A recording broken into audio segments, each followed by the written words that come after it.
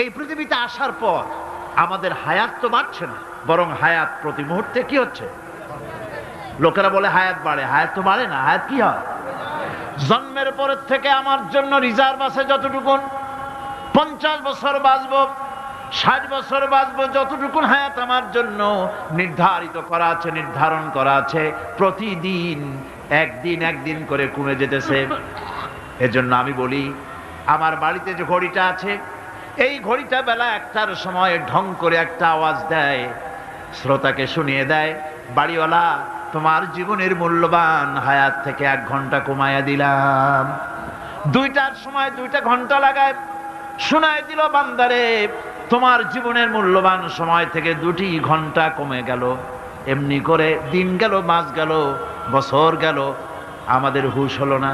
সময় চলে গেল তাস খেলে খেলে, সময় চলে গেল আমাদের খেলাধুলা করে, শয়তানি বদমাশি করে। সময় কতটুকুন পেলাম? কিয়ামতের দিন, বিচারের দিনটা যেটা হবে, আল্লাহ রাব্বুল আলামিন বলেন বিচারের দিনটাই লম্বা হবে 50 আলফা সানা মিম্মা তাউদ্দুন। বিচারের দিনটা লম্বা হবে কত বছর? 50,000 বছর। কত বছর? দুনিয়ায় যেভাবে তুমি হিসাব করো, দুনিয়ার গণনা অনুযায়ী হাসরের বিচারের দিনটা হবে 50,000 বছরের মতো লম্বা। এক কিতাবে দেখেছি, তিনি লিখেছেন হিসাব করে, কিয়ামতের ওই দিনটার হিসাবে 50,000 বছর একটা দিন লম্বা। ওই হিসাবে পৃথিবীতে যারা 60 বছর বাঁচলো, সেজন্য আখেরাতে 2 মিনিট দুনিয়ায় বাঁচলো। চিন্তা করেছে? মাত্র 2 মিনিট। 60 বছর যারা হায়াত পেল, 2 মিনিট বাঁচলো। এই 2 মিনিটের জন্য কত হাঙ্গামা, কত মারধর, কত সন্ত্রাস, ক্ষমতার জন্য লড়াই, হ্যান করেঙ্গে ত্যান করেঙ্গে, লাঠিকে আন্দার মুগুর ভরেঙ্গে, শক্তির ঠেলায় অস্থির। আমার বন্ধুগণ, সময় চলে যাচ্ছে স্রোতের মতো করে, কারো জন্য সময় অপেক্ষা করতেছে না। আমাদের মৃত্যু প্রতি মুহূর্তে কাছে চলে আসতেছে। এই জন্য শায়ের বলেছেন, আগাহা আপনি মৌত সে কোই বাশার নেহি, আগাহা আপনি মৌত সে कोई बशर नहीं, सामा सो बरस के हैं पल की खबर नहीं। মৃত্যু সম্পর্কে আমাদের কারো জানা নাই, যে কোনো মুহূর্তে মৃত্যু আমাদের কাছে এসে যেতে পারে। মৃত্যু সম্পর্কে কিছুই জানা নাই, অথচ প্রতি মুহূর্তে আমরা মৃত্যুর দিকে এগিয়ে চলছি। মাল সামান 100 বছর কি ধরে খাবো তাও জমা করে রেখেছি, কিন্তু এক মুহূর্তের খবর নাই। মাহফিলে এসেছি, বাড়ি যেতে পারবো নিশ্চয়তা নাই। আছে? বলেন আছে? আপনি বাড়ি যাও ভালো, বসেছেন, দাঁড়াতে পারবেন, এই নিশ্চয়তা আছে? নাই। সুতরাং সূরার যে সময়ের উপরে কসম করে মূলত সময়ের অপরিসীম গুরুত্ব সম্পর্কে আল্লাহ পাক মানুষকে বুঝাই দিতেছেন। সময়ের দাম দাও। আমাদের সময় চলে যায় গান শুনতে শুনতে, আশ্চর্য মলম বিক্রি করা দেখতে দেখতে, তাস পাশা খেলতে খেলতে সময় চলে যায়, কেউ খেয়াল করে না। সময় বলতে অতীত কালও হতে পারে, আবার বর্তমানও হতে পারে। আর বর্তমান কাল কোনো কালই না। বর্তমান কাল কোনো কাল নয়। প্রতি মুহূর্তে ভবিষ্যৎ এসে বর্তমান হয়, আর প্রতি মুহূর্তে বর্তমান কি হয়? অতীত হয়ে যায়। বর্তমান কাল বলে কোনো কাল নাই, প্রতি মুহূর্তে অতীত হয়ে যাচ্ছে। এই যে আমি মাহফিলে বসছিলাম প্রথম এসে, ওইটা কি এখনো বর্তমান আছে? এই যে বর্তমান কথা বলছি, এটা অতীত হয়ে যাচ্ছে। সুতরাং বর্তমান কাল নাই। আল্লাহ পাক অল আসরের সময়ের কসম করে বলছেন।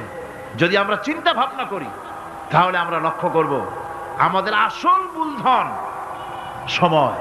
আসল মূলধন কি? জীবনের আসল মূলধন কি? সময়। ইমাম রাজি রহমতুল্লাহ আলাইহি এই পর্যায়ে এক বুজুর্গের ব্যক্তির কথা তিনি আলোচনা করেছেন। তিনি বলেছেন যে একটা লোক, তিনি সূরা আল আসর এর ব্যাখ্যা তিনি বুঝতেছিলেন না। ব্যাখ্যাটা কি? এই মাথার মধ্যে ঘুরপাক খাচ্ছিল এর ব্যাখ্যা কি? একবার তিনি বাজারে ঢুকলেন, তারপরে তিনি শুনতে পেলেন বাজারের এক প্রান্ত থেকে একজন চিল্লায় বলতেছে, সেই ব্যক্তির উপরে রহম করো যার পুঁজি গলে যায়, সেই ব্যক্তির উপরে রহম করো যার পুঁজি গলে যায়। উনি চিন্তা করলেন পুঁজি এবার গলে কেমনে, উনি দৌড়ে গেলেন, যায় দেখেন যে ব্যাটা চিল্লাচ্ছে সে হচ্ছে বরফ বিক্রেতা। কি বিক্রেতা?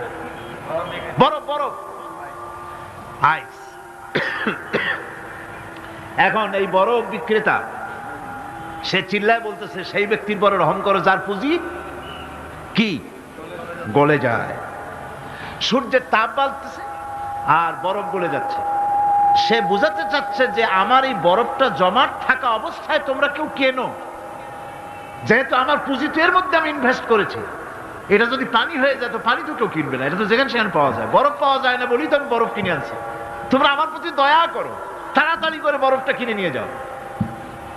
ইমাম রাজি রহমাতুল্লাহ আলাইহি বলেন, বুজুর্গ ব্যক্তি চিৎকার মেরে বললেন আল্লাহু আকবার, আমি কিন্তু এই বরফ বিক্রেতার ঘোষণার মধ্য দিয়ে সূরা ওয়াল আসরের তাফসীর আমি বুঝে ফেলেছি। তার মানে হলো বরফ বিক্রেতা যেভাবে বলতেছে সেই ব্যক্তির উপরে রহম করো যার পুঁজি গলে যায়, আমারও তো একটা পুঁজি আছে, ওই পুঁজির নাম হায়াত। প্রতি মুহূর্তে আমার পুঁজি তো গলে যেতেছে, আমার পুঁজি তো গলে যায়, প্রতি মুহূর্তে কমে যেতেছে। আহারে এই পুঁজি যে গলে গেল ধরে রাখতে পারলাম না, এই জন্য কিছুই তো করতে পারি নাই। সূরা ওয়াল আসরের ভিতরে মানুষের আয়ুষ্কাল দেওয়া হয়েছে বরফ গলে যাওয়ার মতো দ্রুত সে আয়ু কমে যাচ্ছে। একে যদি নষ্ট করে ফেলা হয়, ভুল কাজে ব্যয় করা হয়, সেটাই হচ্ছে মানুষের মূল ক্ষতি। মানুষের মূল ক্ষতি। ব্যবসায় ক্ষতিগ্রস্ত হয়েছে, এটা মূল ক্ষতি নয়। স্বাস্থ্য হারাইছে, মূল ক্ষতি নয়। রাজনীতিতে ব্যর্থ হয়েছে, মূল ক্ষতি নয়। জীবনে মন্ত্রিত্ব হারাইছে, মূল ক্ষতি নয়। মূল ক্ষতি প্রতি মুহূর্তে সময় নষ্ট হচ্ছে, এটাই মূল ক্ষতি। ভাইরা, কিয়ামতের দিন জান্নাতীদের কোনো দুঃখ থাকবে না, সকলের দুঃখ থাকবে। জান্নাতীদের কোনো দুঃখ থাকবে নাকি? থাকবে, থাকবে। জান্নাতীদের মনের মধ্যে একটা দুঃখই থাকবে। ভালো করে শুনুন, জান্নাতীদের মনের মধ্যে একটা দুঃখই হবে। তারা মনে মনে চিন্তা করবেন, আফসোস করবেন, আহারে যদি দুনিয়ায় বসে অমুক সময় বাসে বসেছিলাম আজে বাজে চিন্তা করেছি, বাড়ির ড্রয়িং রুমে একা একা বসে বসে আজে বাজে চিন্তা করেছি, অমুক অমুক সময় খেলাধুলায় কাটাইছি, এই সময়গুলিতে যদি সুবহানাল্লাহ, আলহামদুলিল্লাহ, লা ইলাহা ইল্লাল্লাহ, আল্লাহু আকবার এই তাসবিহ যদি পড়তাম, জিকির আজগার করতাম, জান্নাতের ভিতরে আরো নিয়ামত লাভ করতে পারতাম। সময়টা তো কাজে লাগাইলাম না। মানুষের শর্ত, মুমিনের সব কাজে সওয়াব। ওয়াকুলু লিন-নাসি হুসনা, মানুষের সঙ্গে ভালো ভালো কথা কও, মানুষের সঙ্গে হাসি মুখে কথা কও। একজনের সাথে হাসি মুখে কথা বললেন আপনার একটা সদকা দেওয়ার মতো সমান সব আমলনামায় লেখা হয়ে গেল। ভালো ভালো কাম করো। বন্ধুগণ, সময় দ্রুত গতিতে চলে যাচ্ছে, মানুষের জীবন ক্ষতিগ্রস্ত হচ্ছে। ক্ষতি থেকে বাঁচতে পারবে চারটা গুণ যার মধ্যে আছে, বাকি সব ক্ষতিগ্রস্ত হয়ে যাবে। আমার ভাইয়েরা, এই কথাগুলি বলে আল্লাহ পাক যেন এরকম একটা দৃষ্টান্ত দিলেন। আপনি যদি পরীক্ষার হলে গিয়া দেখেন ছাত্ররা পরীক্ষা দিতেছে, পরীক্ষার জন্য নির্ধারিত সময় কতটুকুন? 3 ঘন্টা। 3 ঘন্টা, 3 ঘন্টা। আপনি গিয়ে দেখলেন কোন একজন পরীক্ষার্থী পরীক্ষা দিতে গিয়ে আর একদিকে তাকায় আছে, আকাশের তারা গুনতেছে, অথবা সে গল্প করতেছে, অথবা পরীক্ষা বাদ দিয়ে আজে বাজে কিছু লিখতেছে। আপনি যেমন তাকে, ওই ছেলেটাকে আনবো না, গাফেল ছেলেটাকে ঘড়ির দিকে তাকায় বলেন, এই ছেলে ওই ঘড়ির দিকে তাকাও, দেখো তোমার সময় কিন্তু চলে যেতেছে, মাত্র 1 ঘন্টা আর তুমি সময় নষ্ট করতেছো। আল্লাহ যেন স্নেহ পরবশে তামাম পৃথিবীর গোলামদেরকে, বান্দাদেরকে আঙ্গুল নির্দেশনা দিয়ে বলছেন, বান্দারা প্রতি মুহূর্তে তোর জীবনের মূল্যবান সময় চলে যেতেছে, প্রতি মুহূর্তে সময় যাচ্ছে। আল ইনসান, ইনসান বলতে শুধু মুসলমান না, ইনসান বলতে কি মুসলমান শুধু না, আল ইনসান মানব মণ্ডলী, বিশ্বের সমস্ত মানুষকে আল্লাহ বলছেন, হিন্দু, খ্রিস্টান, বৌদ্ধ, নাসারা, ইহুদি, মজুসি, মুসলমান, বিশ্বের সব মানুষকে আল্লাহ বলছেন। যেহেতু আল্লাহ স্রষ্টা, মানুষের ব্যাপারে সার্বিক কল্যাণময় কথা কে বলতে পারেন? কে বলতে পারেন? সে আল্লাহ রাব্বুল আলামিন বলছেন, সময় চলে যাচ্ছে ও পৃথিবীর মানুষেরা, এই মানুষ বলতে আল্লাহ রাব্বুল আলামিন কোন ব্যক্তি, কোন গোষ্ঠী, কোন জাতিকে বলেন নাই, বলেছেন সমগ্র মানবতাকে। এর অর্থ হচ্ছে সূরাটিতে উল্লেখ্য 4টি গুণ যদি আমল করতে পারে লোকেরা, যেই ব্যক্তি করবে, যেই সমাজ করবে, যেই রাষ্ট্র করবে, যেই গোষ্ঠী করবে, যেই জাতি করবে, তারাই ক্ষতি থেকে বেঁচে যাবে। আর যারা করবে না তারা ক্ষতিগ্রস্ত হবে। কি হবে বলুন? এখন আল্লাহ পাকের কথা শুনুন। আল্লাহ পাক বলছেন, ওয়াল আসরি ইন্নাল ইনসানা লাফি খুসর। খুসর, খুসরিন, এই যে খুসর, খাসারা, এই শব্দটা হচ্ছে আবিধানিক অর্থে ক্ষতি হচ্ছে লাভের বিপরীত। লাভের বিপরীত কি? ক্ষতি। নাফা, এই নাফার বিপরীত কি? নোকসান। খাসারাটা কি? নোকসান বলা হয় পুঁজি 50,000 খাটাইছিলাম, লাভ করতে পারি নাই, পুঁজি ঠিক আছে, এটাকে বলা হয় নোকসান। এটাকে কি বলা হয়? নোকসান। কিন্তু আমি পুঁজি খাটিয়েছিলাম 50,000 টাকা, লাভ তো হয়ই নাই, পুঁজিও চলে গেছে, আমও গেছে, ছালাও গেছে, আমও নাই, ছালাও নাই। এইটারে আরবিতে কি বলা হয়? খাসার, দেউলিয়া। দেউলিয়া হয়ে গেছে। দেউলিয়াটা বোঝেন ভালো আপনারা, দেউলিয়া হয়ে গেছে। কোরআন লাভ বা সাফল্যের ধারণা যেমন নিছক পার্থিব নয়, সমৃদ্ধির কথা শুধু পার্থিব নয়, জন্ম থেকে শুরু করে মৃত্যু পর্যন্ত কোরআনের লাভের কথা যখন বলা হয় তখন জন্ম থেকে মৃত্যু পর্যন্ত, আখিরাত পর্যন্ত, কিয়ামত পর্যন্ত। ক্ষতিটাও জন্ম থেকে শুরু করে মৃত্যু পর্যন্ত, কিয়ামত পর্যন্ত ক্ষতিটাও। এই ক্ষতি থেকে বাঁচবার জন্য কোরআনে কারিমে বিভিন্ন জায়গায় এই খাসারা শব্দ ব্যবহার করা হয়েছে। আল্লাহ রাব্বুল আলামিন বলছেন, ওয়ামান খাফফাত মাওয়াজিনুহু ফাউলাইকাল্লাযীনা খাসিরু আনফুসাহুম বিমা কানু বিআয়াতিনা ইয়াযলিমুন। যাদের পাল্লা ভারী হবে কিয়ামতে তারাই হবে সফলকাম, আর যাদের পাল্লা হালকা হবে, নেকির পাল্লা, নেকির পাল্লা যাদের হালকা হবে তারা হবে ক্ষতিগ্রস্ত। তারা নিজেদের ক্ষতি নিজেরাই ক্ষতি সাধনকারী হবে কিয়ামতের দিন। কাজে মানুষের জীবনের সমুদয় কার্যাবলীর ভালো অংশ যদি খারাপ অংশের উপরে বিজয়ী হয়, তারপরে খারাপ অংশ পাওনাদারদের দিয়ে টিয়া, এরপরে যদি নেকি কিছু বাকি থাকে, তাহলে বোঝা গেল লোকটা কিয়ামতে নাজাত পাবে। আর যদি ভালো কাজের উপরে খারাপ কাজ বিজয়ী হয়ে যায় আর সমস্ত পাওনাদারদেরকে পাওনা মিটাইয়া তারপরেও পাপ বাকি থেকে যায়, এক চাইতে খাসারা পৃথিবীতে, আকাশে, জমিনে কিছুই আর হবে না। এর থেকে বাঁচার জন্য আল্লাহ পাক, এই খাসারা থেকে বাঁচার জন্যই মানুষকে এই কথা বলছে। এই কথাটি কোরআনে কারিমের অন্য একটি আয়াতে আরো সুন্দর করে বলা হয়েছে। যারা নাকি এই দুনিয়ার বুকে,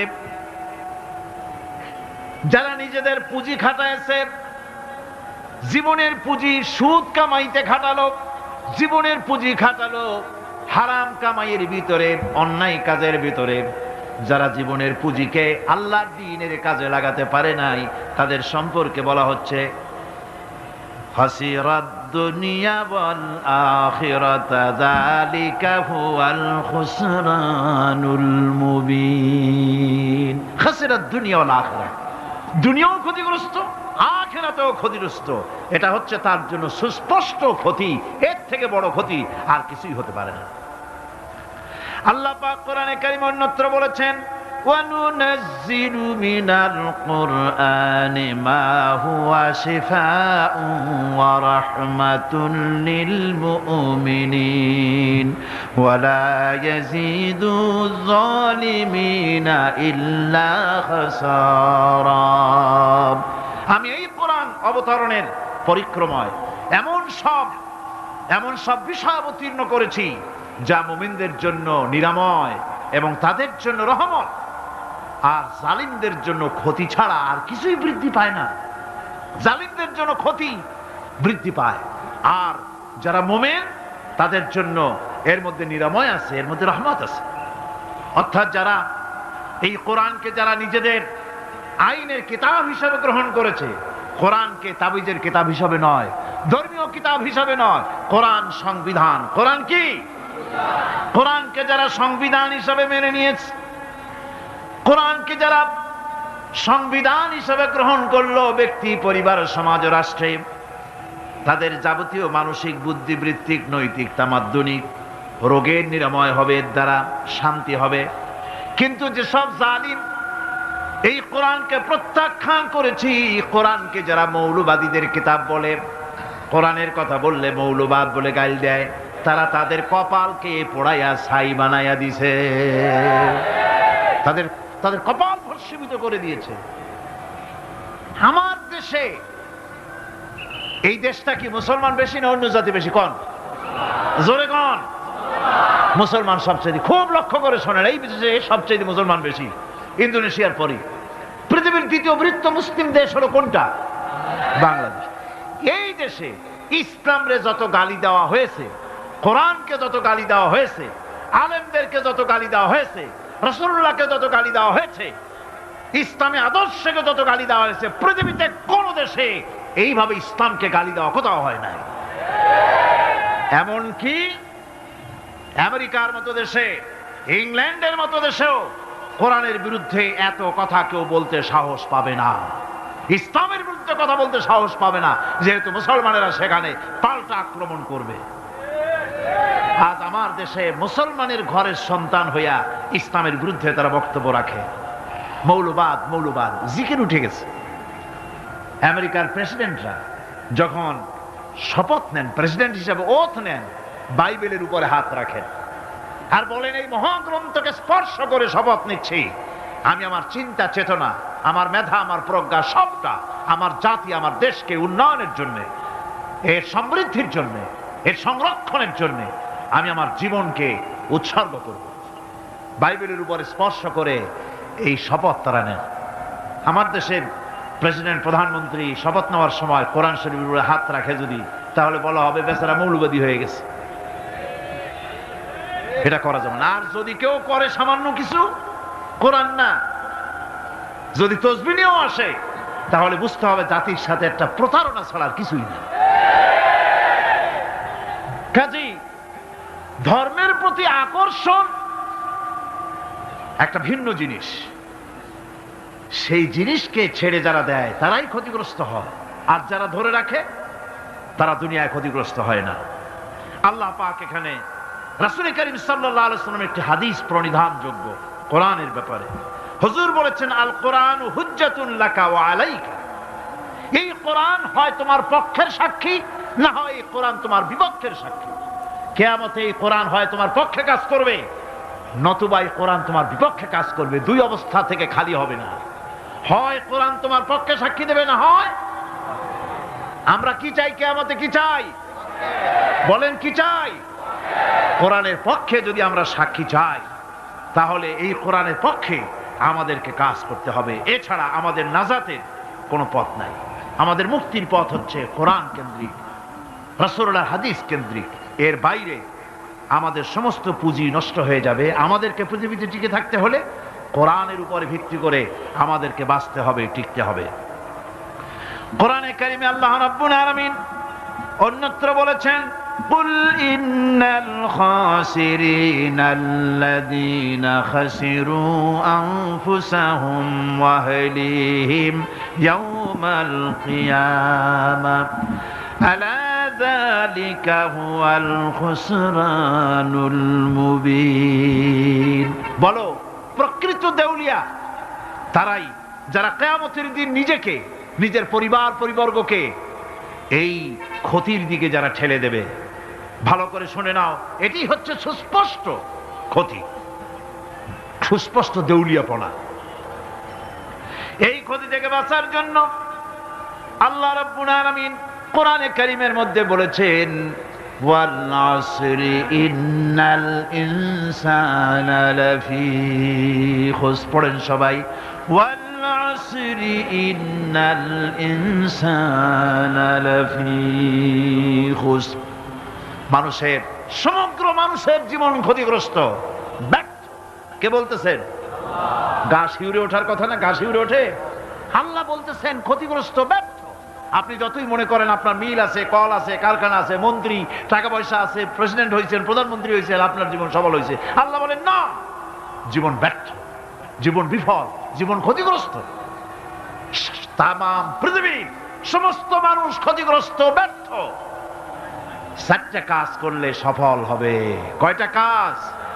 জোরে বলেন, কয়টা কাজ? ইল্লাল্লাযীনা আমানু ওয়া আমিলুস সালিহাতি ওয়া তাওয়াসাউ বিল হাক্কি ওয়া তাওয়াসাউ বিস সাবর। 4টা কাজ করলে জীবন হবে সফল। এই ব্যর্থতা থেকে, এই ক্ষতি থেকে যদি বাঁচতে চাই কি না? কারা কারা চাই? দেখাই তো হাত। কারা কারা চাই? ক্ষতির হাত থেকে বাঁচতে চাই কারা? আলহামদুলিল্লাহ, হাত নামান। ক্ষতির হাত থেকে যারা বাঁচতে চান, আল্লাহ রাব্বুল আলামিন তাদের জন্য ফর্মুলা পেশ করেছেন, ইল্লাল্লাযীনা আমানু ওয়া আমিলুস সালিহাতি ওয়া তাওয়াসাউ বিল হাক্কি ওয়া তাওয়াসাউ বিস সাবর। আল্লাহ পাক বলেন 4টি কাজ করলে জীবন সফল হয়ে যাবে। কয়টা কাজ? 4টা কাজ করলে জীবনটা সফল হয়ে যাবে। 1 নম্বরে ঈমান। 1 নম্বরে কি? ঈমান। এটাই হচ্ছে ফাউন্ডেশন। ক্ষতি থেকে বাঁচার জন্য প্রথম যে গুণটি, সেটির নাম হচ্ছে ঈমান। ইসলামে ঈমানের স্থান সর্বপ্রথম, তারপরই হচ্ছে ইসলাম। ঈমান আগে, তারপরে কি? ইসলাম। ইসলাম হচ্ছে বীজ, ঈমান হচ্ছে বীজ, আর ইসলাম হচ্ছে চারা, গাছ। এটা হচ্ছে ভিত্তি। এই ভিত্তিকে সর্বপ্রথম মজবুত করতে হবে। ঈমানের ভিত্তি, ঈমানের ভিত্তি দুনিয়ায় ঈমানের আহ্বান জানাবার জন্যই আল্লাহ রাব্বুল আলামিন সমস্ত নবী এবং রাসূলদেরকে পৃথিবীতে পাঠিয়েছেন ঈমানের আহ্বানের জন্য। দুনিয়ার সমস্ত নবীদের দাওয়াত ছিল ঈমানের দাওয়াত। কিসের দাওয়াত? এই ঈমানের দাবিটা আসছে, এই দাওয়াতটা এসেছে আল্লাহর কাছ থেকে। কার কাছ থেকে? দেখুন, পৃথিবীর ভিতরে কোন নবীদের কথার সাথে আরেকজন নবীর কথার কোনো বৈপরীত্য হয় নাই। সমস্ত নবীদের কথা একরকম ছিল। কয় রকম? একজন নবীর সঙ্গে তার বক্তব্যের সাথে আরেকজন নবীর বক্তব্যের কোনো গুণগত মৌলিক কোনো পার্থক্য ঘটে নাই, অসঙ্গতি হয় নাই। কারণ নবীরা, আম্বিয়া আলাইহিমুস সালাম, নিজেরা বানিয়ে কথা রচনা করে তারা মানুষের সামনে পেশ করে নাই। সমস্ত নবীদের কাছে যত দাওয়াত এসেছে, একটা অফিস থেকে এসেছে। সে অফিসটা হচ্ছে কার? আল্লাহ রাব্বুল আলামিনের। তাই দুনিয়ার সমস্ত পয়গম্বরদের দাওয়াত ছিল না ইলাহা ইল্লাল্লাহ, লা ইলাহা ইল্লাল্লাহ, লা ইলাহা, লা ইলাহা ইল্লাল্লাহু মুহাম্মাদুর রাসূলুল্লাহ। এটাই ছিল সমস্ত নবীদের দাওয়াত। কোরআনে কারীম তার ধারক এবং বাহক সম্পর্কে বলে যে তিনি যে দাওয়াত দিয়েছেন সে দাওয়াতটা হলো ঈমানের দাওয়াত। আমাদের নবী তিনি এসে যে দাওয়াত দিয়েছেন সে দাওয়াতটা কিসের? কোরআনে কারীম বলছি, রব্বানা ইন্নানা সামি'না মুনাদিয়ান ইউনাদি লিল ঈমান। হে আমাদের রব, নিশ্চয়ই আমরা এমন একজন আহ্বায়কের আহ্বান শুনেছি যিনি আমাদেরকে ঈমানের দাওয়াত দিয়েছেন। এমন কোন পয়গম্বর নাই দুনিয়ায় যিনি ঈমানের দাওয়াত দেন নাই। সকলেই ঈমানের দাওয়াত মানুষের সামনে, বিশ্ববাসীর সামনে পেশ করেছেন। কোরআনে হাকিম স্পষ্ট একটা সীমারেখা দুনিয়ার মানুষের সামনে পেশ করে পৃথিবীর মানুষগুলিকে দুটি শ্রেণীতে বিভক্ত করে দিয়েছে। একটি হচ্ছে ঈমান পোষণকারী, আরেকটি হচ্ছে অবিশ্বাসী। একটা ঈমান পোষণকারী আর একটা অবিশ্বাসী। ঈমান পোষণকারীরা সত্যশ্রয়ী, তারা হচ্ছে জ্ঞান এবং নূরের সম্পদে সমৃদ্ধ। আর দ্বিতীয় দলটি হচ্ছে কাফের, জালিম, মূর্খ। তারা হেদায়েতের রাস্তা তাদের জন্য অবরুদ্ধ। কোরআনে কারীম এই দুইটি দল সম্পর্কে উল্লেখ করতেছেন, মাসালুল ফারিকাইনি কাল আ'মা ওয়াল আসাম্মি ওয়াল বাসীরি ওয়াস সামিম হাল ইয়াস্তাবিয়ানি মাসালান আফালা। কোরআন শরীফ বলছে, হাল ইয়াস্তাবিয়ানি মাসালান আফালা তাযাক্কারুন। দুইটি শ্রেণীতে আল্লাহ পাক ভাগ করে দিয়েছেন।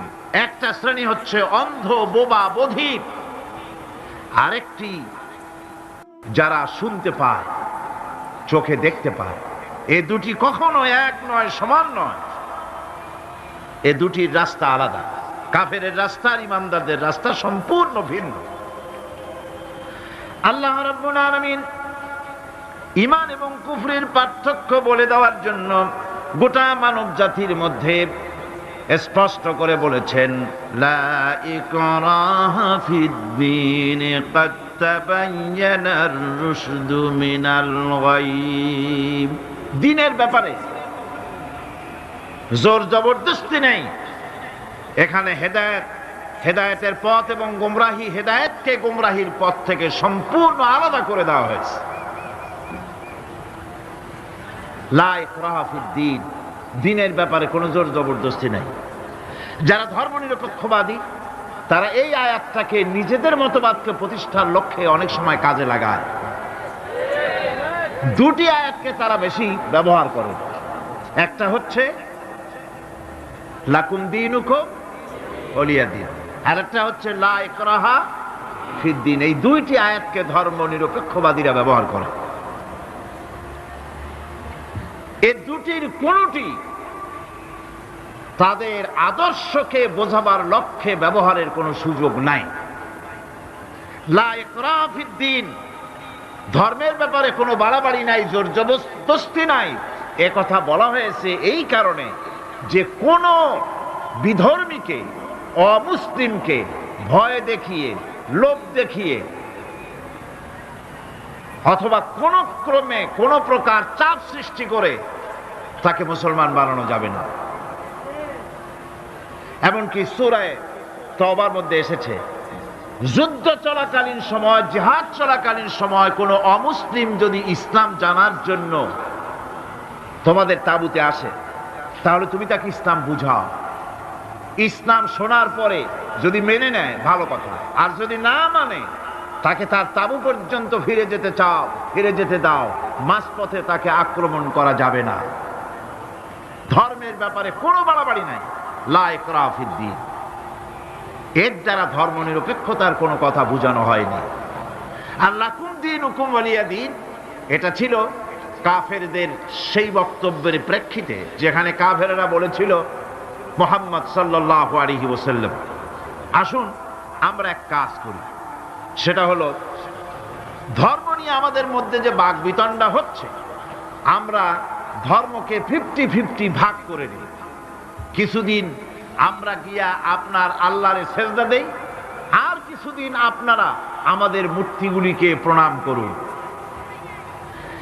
এই প্রস্তাব যখন রাখল, আল্লাহ রাব্বুল আলামিন সূরা কাফিরুন অবতীর্ণ করে দিলেন, কুল ইয়া আইয়ুহাল কাফিরুন লা আ'বুদু মা তা'বুদুন হে কাফেরেরা, হে অবিশ্বাসীরা, নবী আপনি বলুন, হে অবিশ্বাসীরা, তোমরা যার ইবাদত করো আমরা তার ইবাদত করি না, আবার আমরা যার ইবাদত করি তোমরাও তার ইবাদত করো না। সুতরাং লাকুম দীনুকুম ওয়ালিয়া দীন, সুতরাং তোমাদের দিন তোমাদের জন্য, আমাদের দিন আমাদের জন্য। এখানে নিরপেক্ষতার কথা বলা হয় না, এখানে পক্ষের কথা বলা হয়েছে। কিসের পক্ষ? ধর্মের পক্ষ। কিসের পক্ষ? হিন্দু, খ্রিস্টান, বৌদ্ধ, তোমরা তোমাদের ধর্মের পক্ষে থাকো। মুসলমান, তোমরা তোমাদের ধর্মের পক্ষে থাকো। ধর্মের ব্যাপারে নিরপেক্ষ হওয়ার কোনো সুযোগ নাই। আছে নাকি সুযোগ? আমি পার্লামেন্টে বলেছি এই কথা, যে একটা ধর্মের উপরে বিশ্বাস করে নিজেকে একটা ধর্মের পক্ষের ব্যক্তি হিসাবে ঘোষণা করে, কেউ বলছে, দাবি করছে আমি হিন্দু, কেউ বলছে আমি বৌদ্ধ, কেউ বলছে আমি খ্রিস্টান, কেউ বলছে আমি মুসলমান, নিজেকে একটা ধর্মের বিশ্বাসী ঘোষণা করার পর আমি ধর্মনিরপেক্ষ, এই কথাটা মিথ্যা, বানোয়াট, জালিয়াতি, প্রতারণা, মুনাফিক। কোন ধর্মের অনুসারী ব্যক্তি ধর্মনিরপেক্ষ হতে পারে না। কেবলমাত্র নাস্তিক, যারা আল্লাহরে মানে না, আল্লাহকে স্বীকার করে না, ওরা বলতে পারে আমরা ধর্মনিরপেক্ষ, ধর্মের ব্যাপারে আমরা নিরপেক্ষ, গুলো মানি না, বিশ্বাস করি না। কিন্তু যারা ধর্মে মানে, সেদের যে ধর্মেরই হোক না কেন, সে ব্যক্তি ধর্মনিরপেক্ষ যদি দাবি করে, এটা মিথ্যে কথা, এটা মুনাফিকি ছাড়া আর কিছু হতে পারে না। মুসলমানকে, যে কোনো জাতিকে যে ধর্মে আছে ধর্মের পক্ষে থাকার কথাই বলা হয়েছে। এখন আমি বলতেছিলাম ঈমানের কথা। ঈমান আগে আনতে হবে। ঈমান সম্পর্কে আল্লাহ রাব্বুল আলামিন বলতেছেন, ঈমান হলো আগে, তারপরে ইসলাম। আবার ঈমান আনার আগে আবার কুফরি একটা শব্দ আছে, সেটা হলো ফামান ইয়াকফুর বিত্তাগুতি ওয়া ইউমিন বিল্লাহি ফাকাদ ইসতামসাকা বিল উরওয়াতিল উসকা লা ইনফিসামা লাহা ওয়াল্লাহু সামিউন আলীম। ফামান ইয়াকফুর বিত্তাগুত, যে ব্যক্তি তাগুতকে অস্বীকার করেছে, সর্বপ্রথম তাগুতকে অস্বীকার করতে হবে। ওয়া ইউমিন বিল্লাহ, আর এরপরে আল্লাহর উপরে যে ঈমান আনলো, ফাকাদ ইসতামসাকা বিল উরওয়াতিল উসকা, সে এমন এক শক্ত অবলম্বন ধারণ করলো যা তাকে কোনো কিছুই বিচ্ছিন্ন করবে না, ধ্বংস করে দেবে না। সুবহানাল্লাহ। এখন সত্যিকারের ঈমানদারের পরিচয়টা কি? কোরআনে কারীম সত্যিকারের ঈমানদারের পরিচয় এভাবে পেশ করতেছে, ইন্নামাল মুমিনুনা আল্লাযীনা আমানু বিল্লাহি ওয়া রাসূলিহি সুম্মা লাম ইয়ারতাবু ওয়াজাহিদু বিআমওয়ালিহিম ওয়া আনফুসিহিম ফি সাবিলিল্লাহ উলাইকা হুমুস সাদিকুন। ঈমানের দাবিতে সত্যবাদী কারা? ইন্নামাল মুমিনুনা আল্লাযীনা আমানু বিল্লাহি ওয়া রাসূলিহি, সত্যিকারের মুমিন তো তারা যারা নাকি ঈমান এনেছে আল্লাহর উপর এবং রাসূলের উপরে। এই ঈমান আনার পর সুম্মা লাম ইয়ারতাবু, এরপরে কোন সন্দেহে সে নিপতিত হয় নাই, কোন সন্দেহ তার মনের মধ্যে জায়গা পায় নাই, আর সে আল্লাহর রাস্তায় জিহাদ করেছে মাল দিয়ে, জান দিয়ে।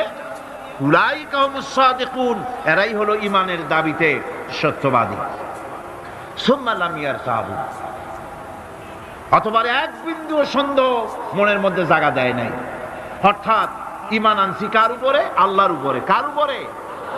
আর তার রাসূলের উপরে। আল্লাহ এবং রাসূলের উপরে ঈমান আনার পর যারা আল্লাহ এবং রাসূলের বিধান জীবনের সকল ক্ষেত্রে মানতে পারে নাই, তারাই সন্দেহে নিপতিত হয়েছে।